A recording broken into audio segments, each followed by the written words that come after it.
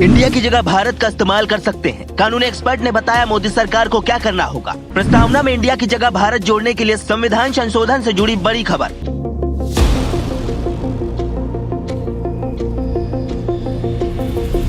G20 सम्मेलन के मौके पर राष्ट्रपति की ओर से 9 सितंबर को डिनर के लिए प्रेसिडेंट ऑफ भारत के नाम से निमंत्रण भेजे जाने के बाद इस पर सियासी चर्चा शुरू हो गई है। संसद के विशेष सत्र के पहले इसको लेकर चर्चा और भी तेज हो गई। इन सब के बीच सवाल है कि आधिकारिक तौर पर इंडिया की जगह भारत का प्रयोग हो सकता है।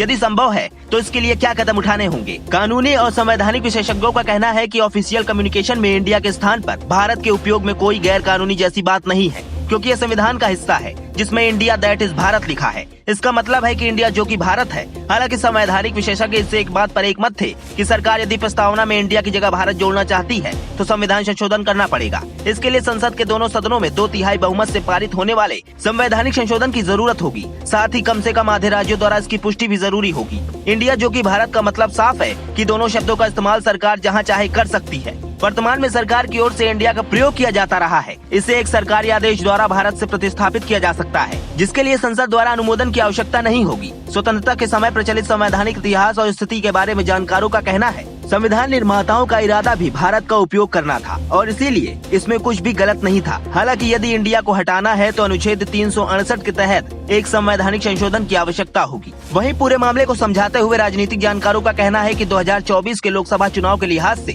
यह मुद्दा सियासी हो गया है। विपक्षी दल इसको अपने गठबंधन के रखे गए नए नाम इंडिया के साथ जोड़कर देख रहे हैं। भारतीय जनता पार्टी के नेताओं को भी भारत नाम के साथ सियासत को आगे बढ़ाने का एक मौका मिलता हुआ दिख रहा है। ऐसे में संवैधानिक रूप से इंडिया और भारत के नाम पर बदलाव की प्रक्रिया पर कानूनी दांव-पेच फंस सकते हैं। लेकिन सियासत के लिहाज से इंडिया और भारत के नाम में दोनों दलों को राजनीति करने का भरपूर मौका मिल रहा है। हालांकि G20 की तैयारियों के बीच ये सियासत कहां तक अपना सफर तय कर पाएगी, कुछ कहना मुश्किल है। फिलहाल इस मुद्दे पर आपकी क्या राय है, हमें कमेंट करके जरूर बताएं।